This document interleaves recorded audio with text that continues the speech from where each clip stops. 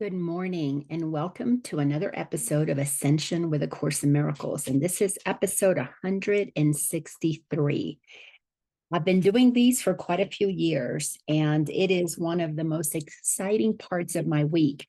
And the reason it's so exciting is because it's an opportunity for me to just utilize my voice to share what continues to be shared with me privately. This is when I connect with my inner guidance, when I connect to the consciousness of my higher self, God, source, spirit, Jesus, whatever you want to call it. When I connect to that, and you hear all the rumbling in the background, that's my little doggy. For whatever reason, right now she's deciding she needs to rearrange all her bones in her little cave, her doggy cave.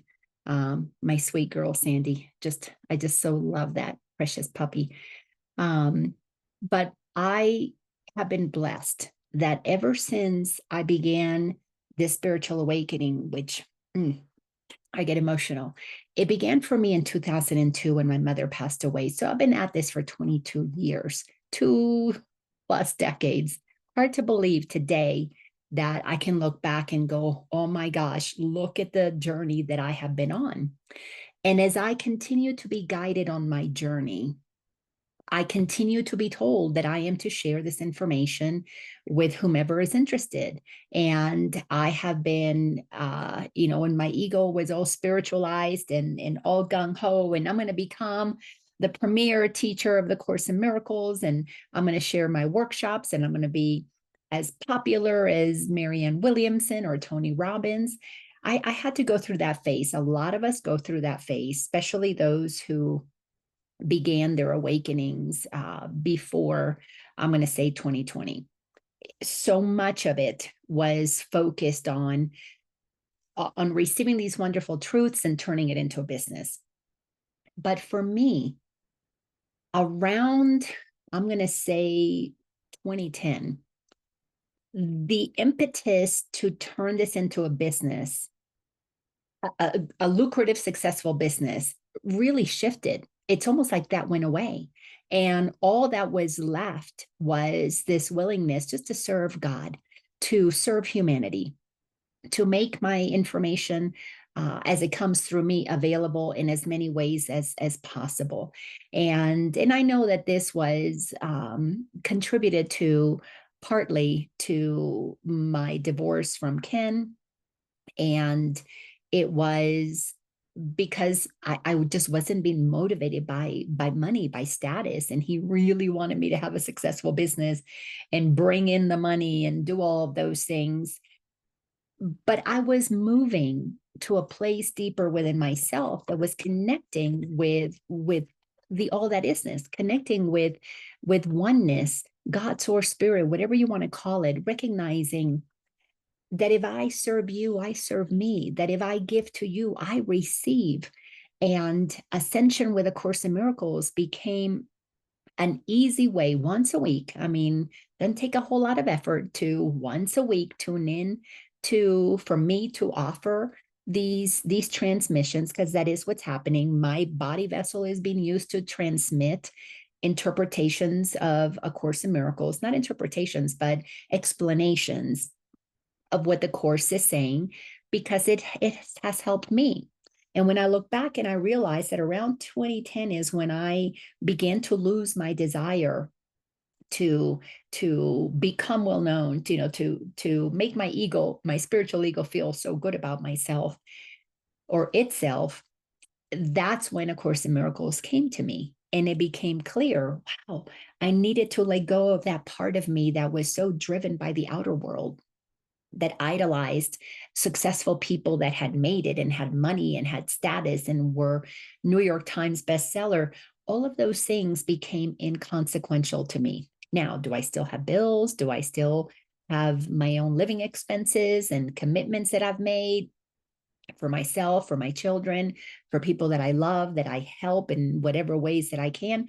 Yes, those things are still there. I even have a part-time job. I work at a local restaurant since moving to Colorado to help fund financially, because I don't have the local community that I used to in Atlanta, because I lived there for, gosh, almost 35+ years. So I used to do my live workshops there. Now I don't have that steady income because I don't have that steady community. But that's all changing. That's all changing. It's becoming really clear that those who are prepared for the teachings that I offer, and my teachings are the least sexy teachings in spirituality.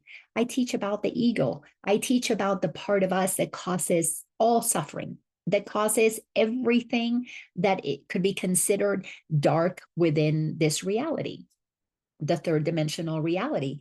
And that is I want to make sure my phone is off. Yeah, there we go. So people don't want to look inside and look at that they are the ones who are contributing to suffering, their own suffering or the suffering of others. But yet, where does all that come from? Course in Miracles has taught me that it comes from within. So I teach the least sexy part of spirituality. I don't teach people how to get high on meditation, high on breath work, how to connect to source and live in those high frequencies. That's not really what I teach, although it is a byproduct of what I teach, because I have learned specifically through A Course in Miracles that we can't teach what love is. We can't. It's impossible. We can't teach what being in a high frequency is about. It's not possible for anybody to teach that. What we can teach is to look at the ways that we block ourselves from experiencing that, because those high frequencies, that love that we are all seeking to experience, that high vibe, that confidence, certainty, clarity, knowingness that we are one with all that is, that God has our back, that we are safe, that we are protected, that we will never be judged, we will never be punished, we will never, ever, ever be discarded by the creator that made us. And the reason for that is because it is a source of eternalness that will never, ever change. So my work, my life is dedicated to helping people who are ready to see their ego.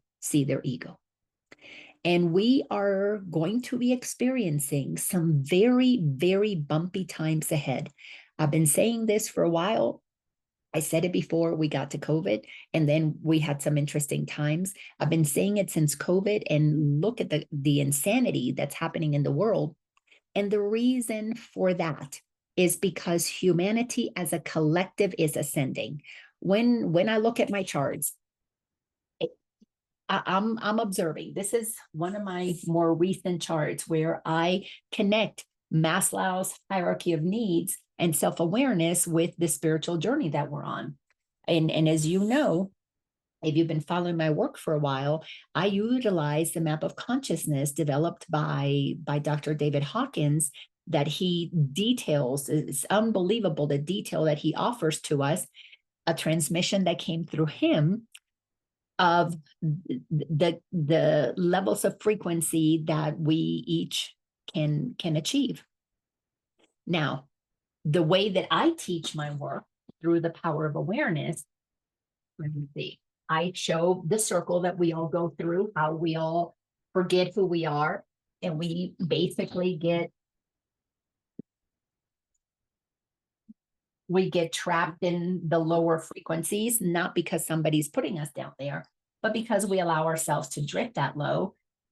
But the power of awareness is understanding that we all come from high frequency, and that's a spiral. We all come from high frequency. We make a decision before we incarnate that we are going to come into this world of illusion, of separation, what the 3D or what the Course in Miracles calls, this is the world that the ego has made, which has been made in separation, in a sense that I and God are not one. So we descend, we go through the spiral, we lower our frequency. This happens to every child that is pulled down to the lower frequencies of their parents. So as we begin the process of ascension, we begin to wake up, we begin to become self-aware, we begin to move back up. It's a game. If you look at everything that is happening, it all goes down and it can get really bad, or it all can go up and get really good. So what is happening is humanity as a collective is moving to higher levels of consciousness. And this is where this chart comes in. So when we understand that we're made of energy, when we understand what we really are, that which is changeless, it's a changeless reality, consciousness, energy, God itself, it's expressing itself in multidimensional ways. It's expressing itself in infinite ways. Each of us is a way, one piece of the grand puzzle that is God, that is consciousness. And when we're born, if we are not rooted, grounded in that lower chakra, that first chakra, grounded in the truth of who we are, and most of us are not. We're told that we're separate from God, we're separate from our parents, and we're not necessarily all of us raised in loving environments that provide for all of our needs. So we grow up already with a level of instability. So one of the first things that needs to happen is we need to have our physical needs met, meaning our air, our food, our water, our shelter, our sleep. All of those basics need to be taken care of. As a collective for humanity, we're recognizing that those things are not. The poisoning of the waters, the poisoning of the air, the poisoning of the food, all of these things are evident that there is a bigger game here happening that is preventing everybody to feel grounded in that lower chakra. But as we begin the work of waking up, we begin to recognize those basic needs need to be met. And we begin to change our diet. We begin to change a lot of things as we connect to that. Then we have to move to that second chakra, the place of our emotions. We got to work through those wounds, those pains, those dramatic traumas that we experience. That has to be addressed, because that's how we begin to feel safety and security at an emotional, personal level. This is a physical level. This is an emotional me level. Well, humanity is tired of being destabilized. We're watching what is happening around the world, and has been happening for millennia, where there's a relative level of prosperity, and then things go haywire, and then we transfer wealth up to the 1%, and those at the bottom, things get worse, and we validate things like separation and segregation and wars and all of those things that are not natural to one who knows that we are all connected, that we are one. So as we are learning, okay, we're repeating patterns, because you can't see repeating patterns until you pull away from the television, until you pull away from the media that feeds you information that dumbs you down, that keeps you in very low vibration, that keeps you in looking at the wars, counting numbers of deaths, counting, telling you who's bad and who's, who not to like and who to like, very divisive. When you pull away from that, then you begin to see patterns. You begin to read books that are beyond, the latest celebrity, whatever, the latest political jabs or whatever that might be. When you move to look at cycles, you begin to look at what's happening in the bigger picture. You begin to see that all of humanity has been conditioned away from knowing the truth of who we are.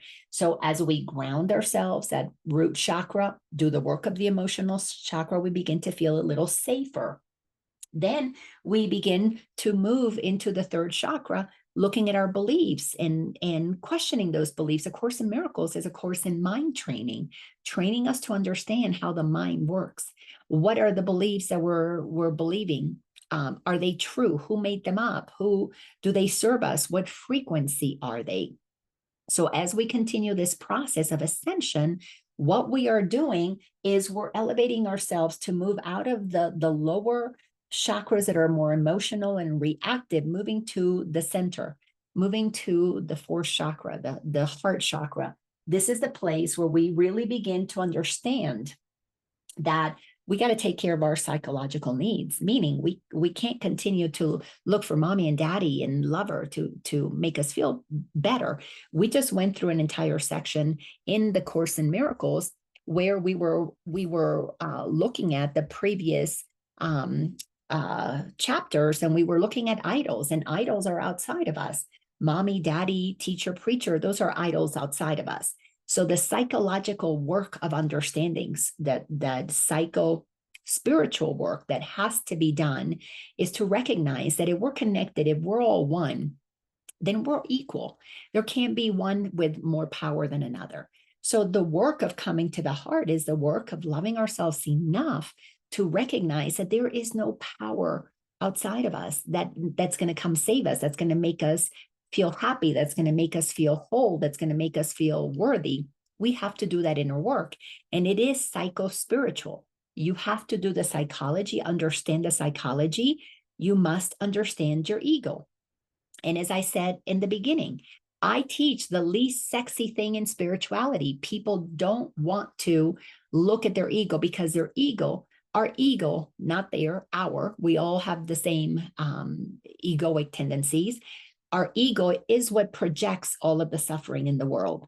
And until we move beyond our own victimization in childhood and through our family connections, until we are comfortable and knowing that we're not blaming anybody outside of us, then we are prepared to take 100% responsibility for the power that we have as an expression of God and an expression of the Creator, made in the image of the Creator. For what reason? But to create. So we can't create what it is that we prefer until we take 100% responsibility for having co-created what we don't like.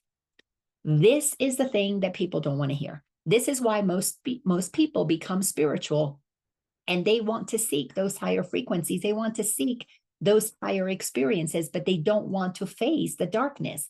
This is where you see spiritual teachers right now that are judging one political candidate over another, judging one medical way of doing things over another. The only reason we can judge is because we have unhealed work to do. And yes, many well-known teachers are out there judging others. And we have to look at what they're doing and don't judge them, but rather, where am I doing that? Where am I contributing to that? So until we get to the place of recognizing that we don't need to go outside of ourselves to find love and power and safety, then we become what the Course in Miracles teaches, one who receives through giving, where you know that you are here to share, that you are here to experience the movement of that energy. And everything that is material in this world is just energy, appearing as matter. And to me, it's just there to be seen as, are we willing to circulate it or are we hoarding it? Well, we've been taught the 1% save and they accumulate and they have billions and trillions. Who needs billions and trillions? Who needs that? Nobody really does. But we have been taught, because we have been kept unstable at our basic needs, that money is what makes the world go round. Money is what makes you happy. Money is what makes you safe. And we've all bought into that. The days of bartering, of sharing, of if you've got space, you share it with a friend, or if you've got extra potatoes, you give it to somebody who might have a cow, or you give it and you don't need to get anything back. Those days of sharing and bartering, we have been systematically moved away from that. Now, there's nothing wrong with having money, but what we have to all face is that our love of it, our belief that it is what keeps us safe, is at the root of our suffering. This is why we're willing to work 40, 50, 60 hours a week and get ourselves in debt and accumulate more stuff so that we can show people how successful we are. All of it becomes, not all of it, but a lot of it becomes a drain in our energy, physically, emotionally. The comparing, keeping up with the Joneses, buying the latest stuff, all of it is a game that the ego has designed to keep us in a state of chasing the changing, chasing the next thing, the next iPhone, the next car, the next house, the next spouse, the next whatever, because the world of the ego is constantly changing. But what is of God is changeless. That's why right now we're looking in A Course in Miracles. Last week we started in this particular area. So we are in the Course in Miracles. We're in chapter 30. It's the section called The New Beginnings. We are in, well, it's a chapter, I'm sorry, it's called The New Beginnings. We're in this section number 8, called Changeless Reality.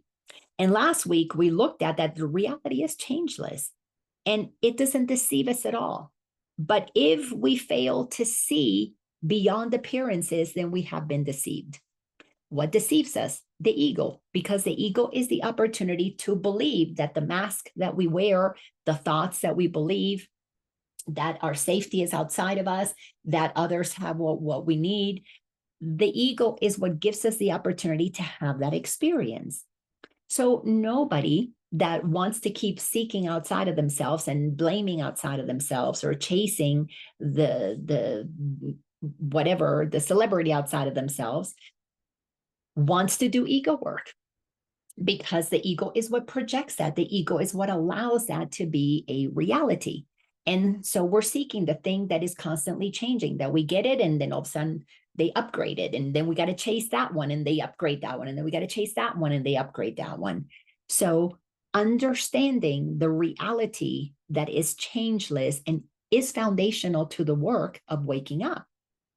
So if you want to understand what is changeless in a world of change, you've got to look at the ego. You've got to understand where the ego begins all of its manufactured stories. And it starts from the moment of conception, the moment that we decide that we are in a physical incarnation, that we are here to be birthed through mother, father, and come in and be separate. That decision has been made.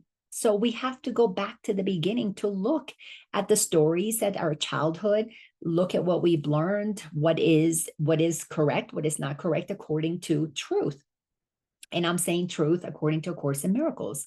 If you believe that everything is energy, then you cannot believe that stuff is what is real. You recognize stuff is the projection of that which is real. That which is real is energy that does change form. It does, it changes, but it changes because our ego needs that change in experience so that we can have a body that changes from in the womb to the grave. And then we go through all those experiences, but all of it is beautiful and wonderful and enjoyable. It's absolutely fun. It's like an actor playing a role, and we go through all of the stages, and then it's the last show and it's complete, and then you get to pick another character to play in a play. All of that is wonderful, but the suffering that is happening in the world, the pain, the sadness, the fears, the judgments, the jealousies, the shame, the guilt, all of that is the result of not knowing your ego, because the ego is what brings all of that about. So to continue through the process of ascension, you've got to do the inner work within. Of course, it's within. That was, saying the same thing twice. You have to do that inner work. You've got to look at your energy centers, because you're made of energy. Your energy centers are key on this journey. So in this particular section that we're looking at, the changeless reality, it's important that we understand what is changeless. So in paragraph number 2, last week we did paragraph 1. That was episode 162. You can find it in my YouTube channel, Laina Orlando. And paragraph number 2, we're going to start here. So the miracle is means to demonstrate that all appearances can change because they are appearances. You recognize, you see somebody and you go, oh, they have more than me. They look better than I do, or they're not as beautiful as I am, or whatever appearances. You're looking at the outside and they change. That beautiful person today, look at them in 3 years. They might be very, very different. Your own personal appearances. This person appears to have money. This person appears to be smart. Go back in a couple of years, might be very different. This person appeared to be honest. Check back with them. We see this a lot with politicians. They appear to be honest and we elect them, and then all of a sudden we find out all these things that they did that were not true.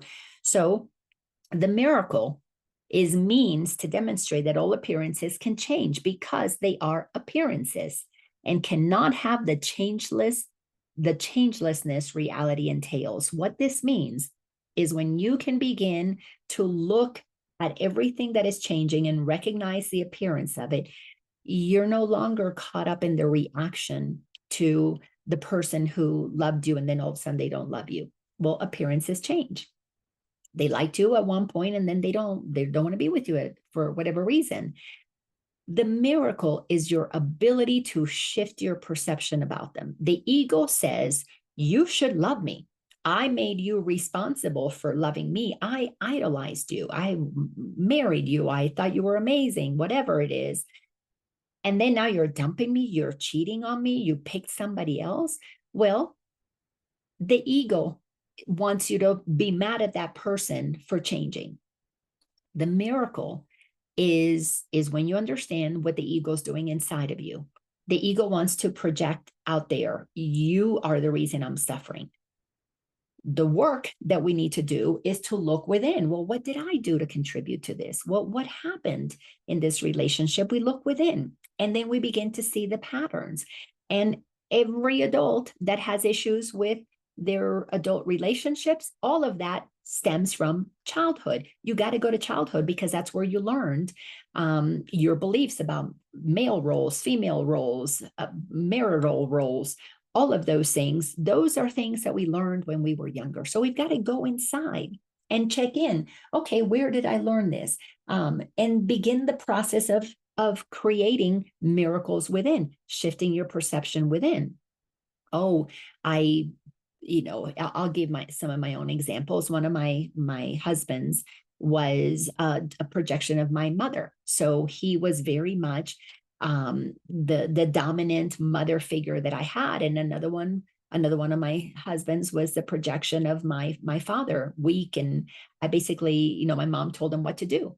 So with one partner, I was the dominant and I got to tell them what to do. And that had its own set of issues. Then I divorced the father of my children. I get into this amazing relationship with this spiritual person. And then what happens is I went into withdrawal. Then I began to feel what it was to be my father. That allowed me to recognize, wow, my mom was a very dominant and sometimes ruthless person. I kind of knew that as a child, but I didn't want to admit that because she was my best friend as an adult. And I sided with her against my father.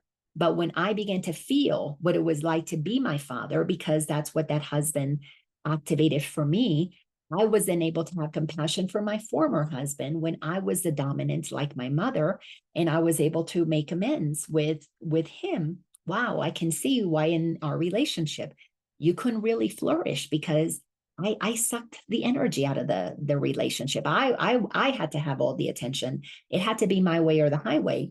Well, no wonder. So appearances deceive. Appearances was my ego projecting on him that he's the weak one. So therefore, I've got to take charge. When that's not the way we operate from consciousness. From consciousness, all of us are equal. And we operate in generosity and kindness and compassion and assistance in helping each other. We give because that's how we receive. Well, when you're operating from your ego, you're always trying to get. That's what the ego does. What's in it for me? And what was in it for my ego with my first husband, the father of my children, was always about making me look good. I had to be right. And the reason I had to be right is because I couldn't admit that my mother was wrong. Until I began to be treated like my father in that other relationship. And I began to feel what it was like to have somebody trying to dominate me. Then I realized, oh my gosh, my ego needed to keep me right as the dominant because I didn't want to face what happened to my father and give him credit and acknowledge why he would leave the family because my mom was a pain in the ass to be with. But I couldn't see that for my father until I felt what it was like to be treated like by my mother. And that's where that husband came in. Now, I can tell you that this is one of the easiest things to discover when you are a well-trained person in psychospirituality is to see that we always marry our mother or our father. or we always date our mother or father. We always, get engaged with them. It is the way that we work out our understanding of male and female roles. Those who model them for us give us the understanding of what it is. So we got to go back to the beginning. These things are part of the game. So your changeless self, your soul, moves through relationships from childhood all the way up to adulthood. And those relationships change, but there's an eternal, consistent soul. The awakening process is to connect with that consistent soul that was there. So I had to connect with my inner child, the little girl that experienced these beliefs about mom's roles, dad's roles, husband's roles, wife's roles. And I had to begin to shift my perception. Those are the miracles. The miracles were me demonstrating to myself that I could change my opinions about things on the outside that were changeless. My mom had wonderful qualities. She had qualities that were not desirable. I wouldn't want to relive those qualities. My father, the same. But I sided with one versus the other because that is what created my false sense of safety, that if I side with mom, I'll be okay. If I side with dad, I'm going to get in trouble. So I picked mom. So I embodied more of that mom energy, my mother's qualities. And I had to let that go because they were appearances. They were temporary. They were not who I really am as God created me. So then it goes on to say, sentence 2, the miracle attests salvation from appearances by showing they can change. So as soon as we give ourselves permission to experience the miracle, which is to change our perception about things, it attests to them. It shows, wow, things, I can change my mind about things. I don't have to live my whole life needing to be right about something that I can change my mind about. So your brother has a changelessness in him beyond appearances and deception, both. So as I was doing my own inner work, and most of us do this in the beginning, we go to the therapist and we blame, I'm miserable because of the boss. I'm miserable because of what my dad did to me when I was a child or whatever. And the therapist typically helps us. If they're a good therapist, typical therapist, they help us see, they did what they did, and not to condone it, but to recognize that's just what they did, and to help us begin to realize, well, we can live our lives. We can have a good life and not have to be a victim to what happened to us. But they did that. So but you can do this. Course in Miracles is very different. Psycho-spiritual work is very different. It's that they did that, but that's not who they are. They did that because when they were little, they were trained by their mothers and fathers and teachers and preachers to see things in a way that is not consistent with the way God created us. So the Course in Miracles brings in a level of forgiveness, because as long as we say they did that, they're bad, and I'm not going to hang out with them, I followed the better path, the higher path, the path of light, which is what most spiritual people do. I'm going to move this way and go to the light. I'm not going to deal with the darkness. But then what happens? We're always reacting to the things that we are not prepared to heal within ourselves. We always take sides. We don't like this person. We like that one. This was the good person. And that's so evident right now in the world of politics, in the world of medicine. You can see spiritual people bashing others who have a different opinion. Instead of being in a place of curiosity, which is natural to one who is awake, natural. Oh, how do you see that? Because appearances change, perceptions change. And if you have a different opinion, you don't bash somebody with a different opinion than yours. You get curious. Oh, well, what makes you look at it? Because what makes them look at it is the life experiences that they have had. It's there. Whenever we get into different opinions, ego's involved somewhere. When we can meet in the place of neutrality, then we have connected with God, and we're accepting that we have perceptions. And then we're curious, we share, we learn, we help each other, because it's like we have different pieces to the whole puzzle. But when you can't even have a conversation with somebody who has a different opinion than you, especially in what we've been indoctrinated into thinking are hot topics, like politics and religion and now medicine, all of that is made up. Nothing is a hot topic. We could talk about anything, but we have to be grounded in the part within us that is changeless. But if you have to be right, somebody has to be wrong. We're going to have different opinions, and the ego does not want to be wrong. So it's going to have to bash somebody, make them, put them down, criticize them, judge them, so that you can be superior and be right. But we are at the time right now where that game is coming to an end, because a lot of things are coming to the surface to show more of the facts that have kept us divided, more of the facts that will prove without a shadow of a doubt that humanity has been brainwashed into divisiveness, into hatred, into jealousy, into righteousness. It's just part of the game. The ego, when it gets in power and money is involved, is going to do whatever it can to convince others to believe that they are right. And when you get enough of those people in power in politics, in the medical field, in the education system, in religion, in any area, in technology, well, they are going to tell you what they need you to know for them to stay right. So Course in Miracles is about, I don't want to be right. I want to be happy. I don't want to be right. I want to know the truth. I was having a conversation with my son the other day, and he's heard me say for a long time, because we've studied A Course in Miracles together for many years, since he was 14 and now he just turned 28. So 14 years, that I'd rather, I prefer to be happy than be right. And the other day we were having a conversation about getting into politics, perceptions about what's happening in the world. And it's so wonderful that we can have these conversations. For a while, he saw things differently, and he's opened my eyes in some ways, and I've opened his. And so now we have a very beautiful, respectful sharing. He said, I just found this video about this situation that's different than what you thought, Mom. And I said, well, please share it with me, because I rather have the truth than be right. And he said, whoa, that's the first time you've said it that way. You've always said I'd rather be happy than be right. And I said, well, you know what? I've discovered that when I know the truth, I am happy. I mean, because there's no arguing with anything. And so right now, a lot of the truth is coming out. Facts in the 3D world, how the 3D world operates, are coming out. And we have to be willing to look at our ego. Where do we need to be right? Where do we need to put others down, and make amends within ourselves? We have to change our perception about how we see things. That is a sign of spiritual maturity.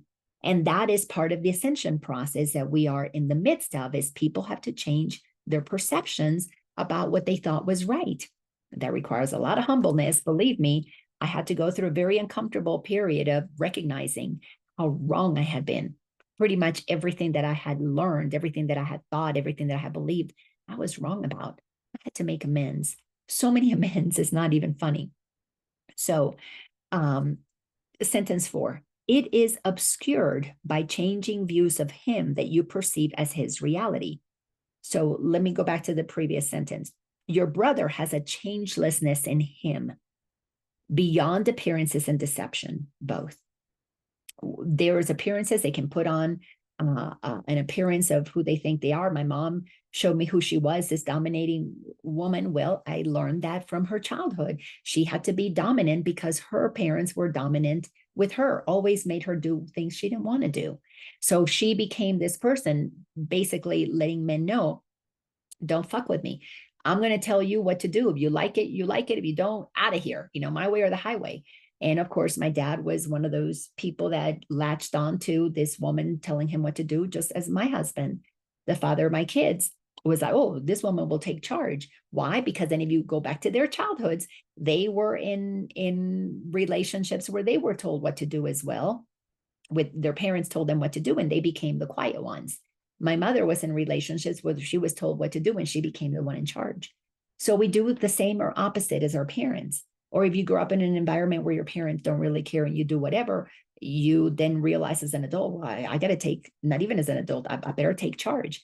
So we either take charge or let others take charge based on our childhood. You got to go back there and clean that up, because The deception is that I've got to take charge is a belief that we operate from that says, well, if I don't take charge, nobody's going to help me. And that's not true. The reality that is changeless is God is a power within each and every one of us that we have access to. But if we don't tap into it, then we are out there trying to bully our way through the world. And we're going to leave a trail of carnage because it's not possible to be a bully and not have hurt a lot of people along the way. Now, we're not going to get into that we can't hurt anybody because that's a different, that's part of something that has to be unpacked differently. But in truth, what we were realizing is that our parents did the best that they could. And whatever they taught us is changeable. You don't have to believe who you think you are based on how you were raised. So you don't have to accept what your parents believed, their affiliations with religion or medicine or education or whatever. You can make up your own mind. You can come to your own conclusions. And if you come to your conclusions on all of those topics by understanding energy, by understanding the frequency of all things, if you come to it with a clear understanding that everybody's operating at a level of frequency, you're not going to be reacting to what's happening. You're going to actually understand why certain people are in certain places, and you're going to make your decisions. Let's say in politics, you'll vote because you will see a candidate has higher frequency than another one. You don't have to judge them. It's not good, it's not bad. It's just you recognize, okay, this person has an understanding of things in this way that would be more helpful to the collective. This person's understanding based on what they're doing, based on their track record, how they treat others, their frequency may not be as helpful to the collective. And frequency is very simple. When you understand it, it's either service to self or service to others. Who uses what they have to serve others, who tries to get from others to serve self. It's very simple. And when you can begin to assess everything from that perspective, then you're making decisions based on the calibration of the whole, not based on judgment, right, wrong, good, bad, like him, don't like him. That doesn't even enter into the mindset. That's how I make my decisions. And I don't have to put anybody down. I don't have to put anybody on top of anybody else. I have my opinions and I share them freely with anybody who's willing to hear them. But I will tell you from a place of frequency why I'm selecting the person that I'm selecting, why I'm in relationships with people that I'm in relationship, why certain relationships are not going to go anywhere because we're in such different vibrations. And that's okay. Or we could be in different vibrations, but we have different interests, and that's okay. Nobody needs to be right. Nobody needs to be wrong. So this changelessness in our brothers, it is obscured by changing views of him that you perceive as his reality. The happy dream about him takes the form of the appearances of his perfect health, his perfect freedom from all forms of lack and safety from disasters of all kinds. We are moving to a time that we are recognizing, once I have my internal house in order, now I am able to move to the place where this is according to Maslow's hierarchy of needs. You cannot be in a place of connecting to the greater good of all until you have your basic needs met. This is foundational. Then, if you understand what Dr. Davis Hawkins talks about in understanding frequency, then you know you're working your own frequency. Once you get to a place where you realize, okay, we're all one. This is all a game. Let's just all have fun. Now you're moving to the place where you can begin to be used by the Creator in service to the greater good of all. You're not needing to get anything. You're here to give. You realize, as the Course says, giving and receiving are one. You give of what your knowledge, you give of your resources, you help because you're helping yourself. And this is how, when you begin to look at anybody who is running for office and you run them through these scales, you begin to see that anybody that you are judging is going to point directly to the work that you have to still do inside. I don't care what it is. Any judgment, if you put somebody on a pedestal, it's the same thing. You see qualities in them that they're amazing, that you're not willing to look at in yourself. So whether this is the thing about understanding the ego, it operates in polarity. It's good or it's bad. It's right or it's wrong. It's dark or it's light. That's the way the ego sees the world. When you move into connection with God, when you move into that which is changeless, it's energy. It's not good or bad. It's not light or dark. It's all of it. Everything is possible, and all of it is loved because it is one with it. Your mindset changes drastically because you have come to the place of your higher chakras. You have come to the place where you are the love. You are the change you want to see in the world. And A Course in Miracles wants us to understand the happy dream. The happy dream is a world that is inhabited by beings who are here in recognition that we're all equal. So we become transparent. We are open-minded. We are clear. We do to others what we want done to us. So the happy dream about our brothers and sisters who might be deceived in their own appearances, deceived in their own childhood beliefs, our desire for their happy dream takes the form of the appearance of perfect health. We see them, like Jesus said, to the leopard, get up and walk. To the dead person, you're okay, you're alive. We have to see everyone in perfect health, meaning we have to see that they're energy. And the energy that is within them is the energy of creation itself. It is always going to be perfect. So when people are talking about being sick and not feeling good, look at the air, the food, the water. Are those things being polluted? Are those things organic? Well, for a period of time, we've got to choose healthy things because what is being provided is not healthy. And again, you begin to understand that so much of that is by design. And nobody wants to see that we actually live in a world that deliberately hurts people.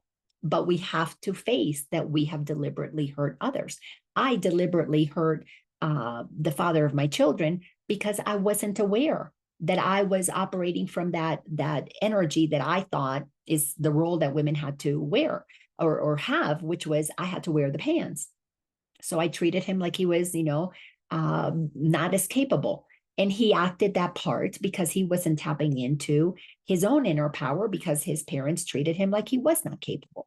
So that's why opposites attract. So he needed somebody who would model for him being strong, but I was off balance because I didn't acknowledge his strengths. And his strengths couldn't be shared because he thought he had none. But in truth, he had many. But we didn't balance that out because I had this idea of how I needed to be and how he needed to be. He had this idea of how I needed to be, appearances, and how he needed to be. So he and I fell into these roles that were the product of our upbringing, but they were not the truth of who we are. So as you see people who have these illnesses, chronic illnesses, see them in perfect health. There is a part of them that is changeless reality, from where all goodness comes from. So this is just helping us. This is a course in mind training. Train our mind to begin to see the goodness. We deserve, at the very least, perfect health. So then when you understand, right now, there's these amazing brother and sister. They just wrote a book called Good Energy. These brothers, Casey and Kaylee Means. And their book is about how in the medical world, that's where they come from. In the medical world, deliberately, in the world of politics, things have been deliberately poisoned to keep people sick. Well, we have people like them. And when I listen to them in their YouTubes, I hear the awareness that there is a changeless energy that is good and powerful and healthy, and all of us deserve to operate and live inside of that frequency of goodness. So they're on a mission to help clean up these things down here, the air, the water, to help us understand that until the air, the water, the land is cleaned, that we make the changes in the government that need to be made to ensure that that is how we operate, then we've got to choose organic. So they're teaching us how to choose the things that will make a body healthy until well-being is respected, because we all operate from that place of service to others, not greed for me. How can I get the biggest yield of production from my crop?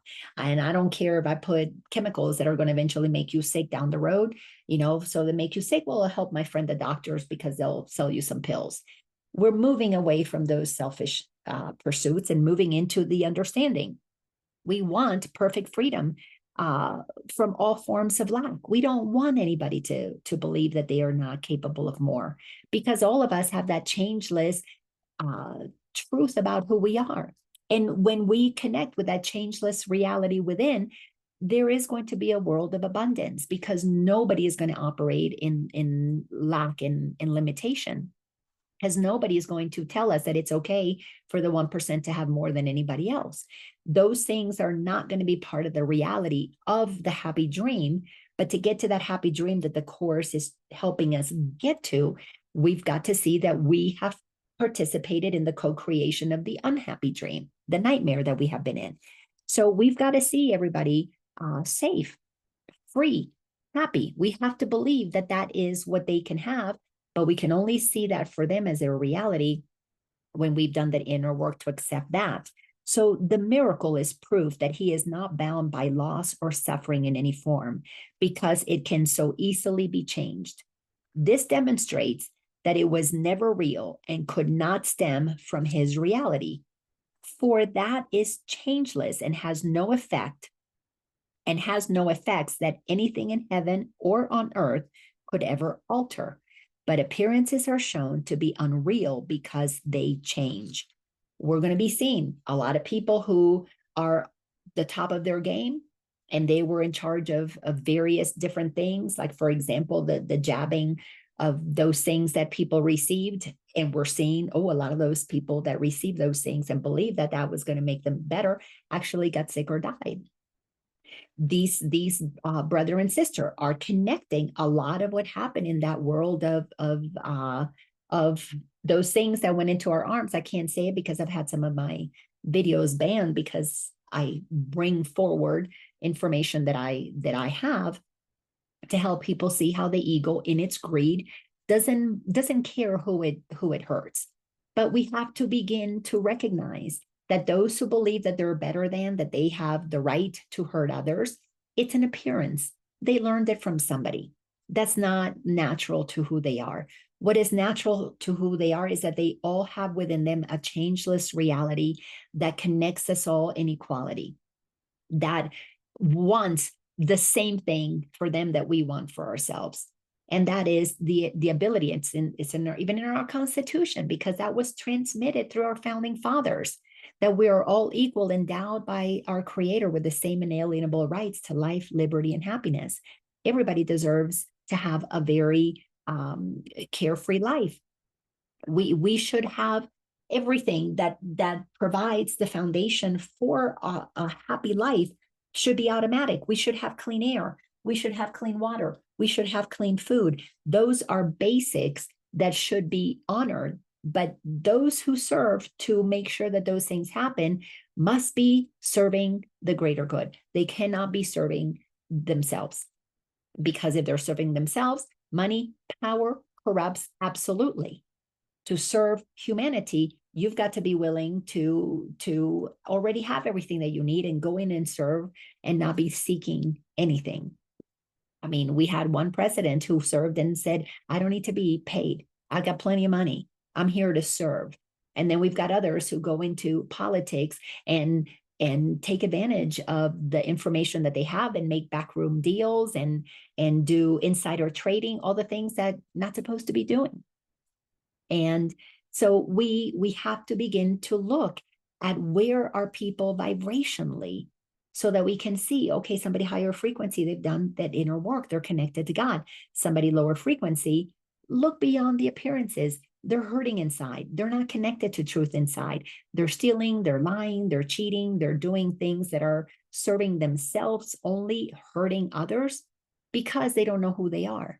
This is where A Course in Miracles teaches us to forgive them. They know not what they're doing. So to create a happy dream, For us to be able to move to a collective, happier world, we must connect with that changeless reality within and see that in the other, while at the same time acknowledge they're still operating from beliefs that are not true. They're operating from beliefs in superiorness or inferiorness, or haves and have-nots, or rights and wrongs. We need to be an example for them of how, if they align with that changeless reality within them, they too would be able to do things that would be in service for the greater good. So little by little, we change ourselves, we change our reality. But the reality will never change until we do the change within ourselves first. Course in Miracles is a course in mind training. All the changes that need to happen within ourselves happen at the level of mind, body, spirit. Our mind has to be changed to look at things differently. Our body has to, we've got to purge the emotional weight that we carry around, the density of emotions. That's what low frequencies are. We have to understand how that happens. And spirit, we need to connect with the creator of all that is and acknowledge that there is one source. Call it God, spirit, whatever you want to call it, doesn't matter what you call it. As a matter of fact, it has all kinds of different names to confuse us. But basic, you could call it one thing, truth. You could call it love. You could call it life. It is an energy. It is a consciousness that when we do our inner work, we discover we all have. The work is to remove all of our misperceptions, all of our different opinions, and come to the place where we connect with that which is the same. From there, then we bring our own flavor to our human experience. And then we are unique in the way that we show up, but we're grounded in that which is the same in all of us. And from that place, we honor and respect each other, and we could never do things that would hurt one another. So thank you so much for being here. Appreciate you guys. And this is episode 163. I'll upload it shortly, and all the rest are on my YouTube channel. If you enjoyed this, share this with others, and come back and see me again next week, 12 o'clock. Love you. Love you, sweetie. Good to see Bye. you. Huh? Good to see you here. Oh, yeah. I try to get in here when I can because I love your work. Oh, you're so sweet. Thank you, honey. Take care. All right. Love you. Bye-bye. Love you too. Bye.